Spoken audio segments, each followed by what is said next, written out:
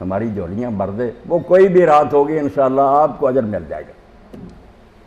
اور کوئی بات ہے تو آپ دریافت کریں۔ آپ نے یہ عرض کیا کہ آپ صلی اللہ علیہ وسلم بہت زیادہ عفو درگزر کا مظاہرہ کرتے تھے، ایک تو اللہ تعالیٰ کی ان کو مدد حاصل تھی، دوسرا یہ کہ آج کل ہمارے انسان کی نیچر ہے کہ اگر کوئی وہ ظلم کرتا ہے، اگر آپ اس کو معاف کرتے ہیں تو وہ اور زیادہ بڑھے گا، تو اس کے لیے آپ کیا فرماتے ہیں؟ آیا اس کو روکنا چاہیے یا معاف کر دینا چاہیے؟ اگر معاف نہیں کرتے تو یہ انسانی نیچر ہے کہ وہ اور زیادہ حدیں کراس کرے گا اور بہت زیادہ نقصان پہنچے گا۔ بہت اچھا سوال اٹھانے۔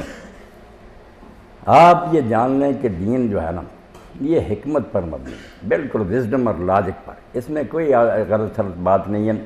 قرآن بھی القرآن الحکیم ہے، اللہ بھی حکیم ہے، اس لیے وہ بے دانشی کا حکم نہیں دے سکتا۔ دین کیا، حکمت کیا، توازن قائم رکھے، بیلنس۔ یہ ٹھیک بات میرے بھائی نے بتائی، اگر عفو بھی آدمی کرتا جائے نا، معاف کرتا جائے، غلط نتیجہ بھی پیدا ہو سکتا ہے کہ وہ مجرم دلیر ہو جائیں، بعض ہی نہ آئے جو وہ کہیں یہ تو بیوقوف لوگ ہیں معاف کر ہی دیتے ہیں، اس سے کام جائے گا بے۔ اور اگر انتقام ہی لیتے چلے جائیں اس سے بھی اصلاح نہیں ہو سکتی۔ ان دونوں کو بیلنس رکھنا جو ہے نا، کہاں معاف کرنا بہتر ہے، کہاں سزا دینا مناسب ہے۔ جہاں معاف کرنے کا ذکر قرآن مجید نے کہا نا، قرآن بہت معجز کتاب ہے، اس کا کوئی شوشہ زائد نہیں۔ فمن عفا و اصلح، اگر کسی نے معاف کیا اور معاف کرنے سے اس کو ٹھیک کر لیا، وہ آدمی درست ہو گیا، پھر تو اجر ہے۔ اور اگر اس نے بے موقع کیا تو عفو بے جا سر دیے خون حیات۔ اقبال کہتا ہے بے موقع معاف کرنے سے بھی رگوں میں خون سرد ہو جاتا ہے، آدمی بے غیرت ہو جاتا ہے۔ جہاں غصے کا موقع ہو وہاں غصہ بھی کر رہا ہے، دین اس کے خلاف نہیں ہے۔ اللہ نے جگہ جگہ بتایا کہ اگر سزا دینا ہی مناسب ہو تو سزا ہی دینی چاہیے، اور ایسے مرحلے بھی آئیں کہ حضور نے معاف نہیں کیا۔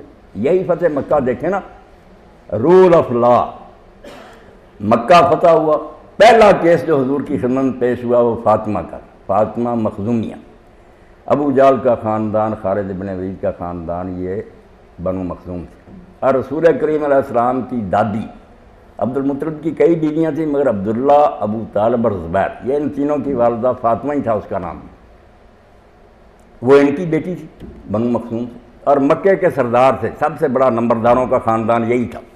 اب ان کی بیٹی پر چوری کا مقدمہ ثابت ہو گیا۔ حضور کی خدمت میں جب مقدمہ پیش ہوا تو آپ نے کہا ہاتھ کاٹو۔ وہ سارے جو تھے پریشان ہوئے کہ ہماری بچی کا ہاتھ کٹ گیا تو ہم تو جیتے ہی مر گئے، ساری زندگی یہ دبا رکھ جائے گا۔ کہا کسی سے سفارش کرانی چاہیے۔ اب انہوں نے کہا سفارش کون کرے، رسول کریم علیہ السلام سے کہنے کی ضرورت کون کرے؟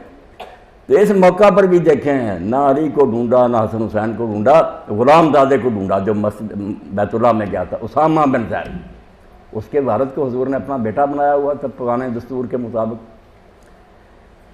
اور حدیث پاک میں آتا ہے کہ ایک ران پر آپ حسن کو بٹھاتے تھے، ایک پر اسامہ کو، بالکل اپنے نواسے کی طرح اس کو جانتے تھے، دعائیں کرتے تھے اللہ میں ان سے محبت کرتا ہوں تو بھی کر۔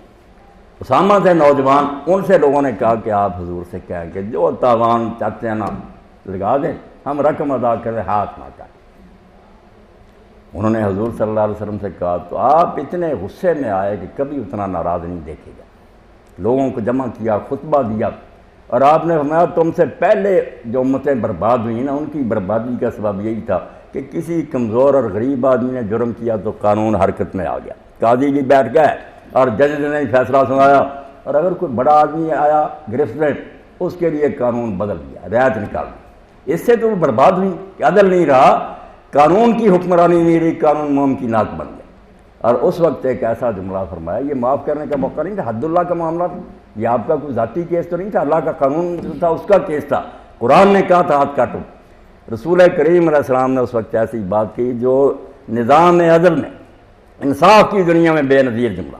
آپ نے فرمایا اگر آج فاطمہ بنت محمد نے چوری کی ہوتی میں اس کا ہاتھ بھی کاٹ دیتا، تو میں اس فاطمہ کے لیے پھر میری بیٹی نے جو جنت کی عورتوں کی سردار وہ بھی چور ہوتی، ہاتھ اس کا بھی کٹ دیتا۔ تو ٹھیک ہے بات میرے بھائی، دین ہے حکمت مبنی، جو حکم بھی آپ دیکھیں گے نا، غصے کے وقت غصے کا بھی حکم دیتا، معاف کرنا اگر مناسب سمجھا جائے اس کا بھی حکم دیتا۔